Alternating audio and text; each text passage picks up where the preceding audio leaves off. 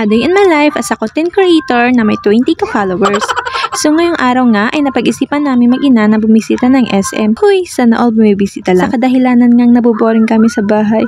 Sana all nabuboring. Nadaanan nga namin itong kids zone sa SM kung saan papasok kami sa loob para mag-enjoy sa paglalaro ang mami. Huy, charis lang, Uncle Jonakis ko pala. Hindi nga lang halata pero enjoy na enjoy din ang baby ko. Syempre, pati na rin ako. Maraming ngang pagpipilian ditong laruin ng mga anak nyo. Ayun nga lang, kinabukasan niya ay may mga lumabas na rashes kay Fial dahil nga kagagaling niya lang sa lagnat. Sabi nga ng iba ay normal lang daw yun, lalo na't mataas ang lagnat ni Fial nakaraang araw. Isang araw at kalahati nga lang at unti-unti ding nawala. Nako, pagka mami ka na talaga, hindi mo mapigilang maging OA pagdating sa anak mo. Lalo na't nagkakasakit sila. Mga iba naman tayo, maraming salamat nga daw pala sa Lola Inday niya na laging nandyan para bigyan na alawan sa anak ko. Ay, ikaw, maiyak ka na rin. Walang iyakan. Sobrang nakakataba nga ng puso pag maraming nagmamahal sa anak mo. Kahit wala na nga magmamahal sa akin, kahit sa anak ko na lang. Huy, charot lang. May nagmamahal din sa akin, no? Diba mga amiga, ang sarap sa pakiramdam na maraming may gusto at nagmamahal sa anak nyo. Huy, paulit-ulit na lang. Paminsan-minsan nga ay lumalabas kami ni Fiel para igala siya o para gumala kami. Ha? Huy, ano yun? So, hindi nyo lang alam na pati ang mami nag-i-enjoy din. Wala nga lang mabibidyo sa amin. Ano? Ako pa mag-a-adjust sa inyo? Hoy, walang ganun. Uy. Tsaka mahiyain din ang mami. Swerte ng mga bata ngayon, no? Dahil kahit mga laruan nila ngayon, akala mo totoo na. Kumpara sa amin noon. Ano to? Bumabalik sa kahapon? Hindi, kasi sa amin noon ay naging laruan namin. Buti ng Jane na siyang nagsisilbing baby namin.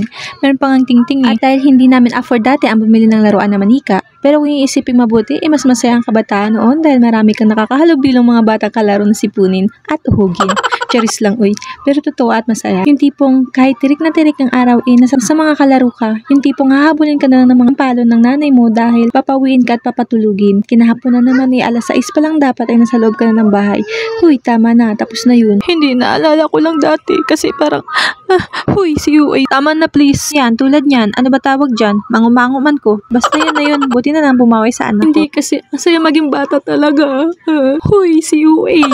Ano yung tipong iiyak ka na lang dahil nagugutom ka or gusto mo magpakarga, tapos hihiga, kakain, tutulog, iiyak minsan pag hindi makuha ang gusto.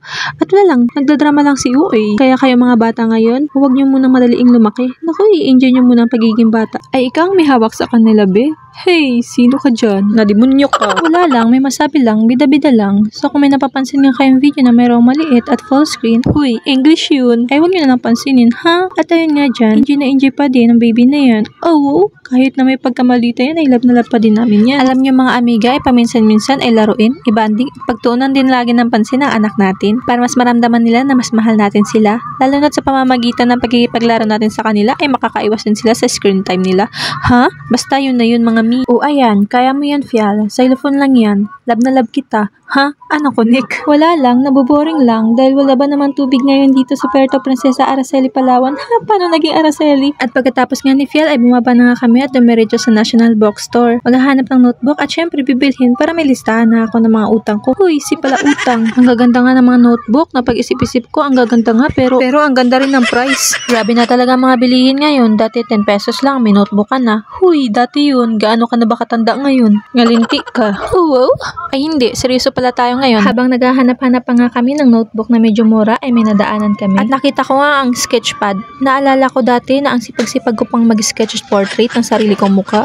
Charis lang, si ala-ala na naman. At may nakita nga akong canvas at naalala ko pinsan ko si Marlon. Mahilig yung mag-paint parang ako. Huy, dapat lagi kasama ay ingitera ko. Bakit ba? So naghanap pa nga kami at sa di katagalan ay may nakita na din kami. Pambata nga lang pero okay na. Kasi medyo mura, 25 pesos lang naman. Listahan lang naman ng mga utang ko. So naglibot-libot pa nga napunta sa mga box sa paborito ko para sabihin matalino, huy, pabida ka na naman. Pero ang gaganda talaga dito ng mga books, depende sa taste mo, 'di ba? So hanggang dito na lang, hanggang sa muli nating pagkikita. Paalam. Ano 'yun? Doraemon?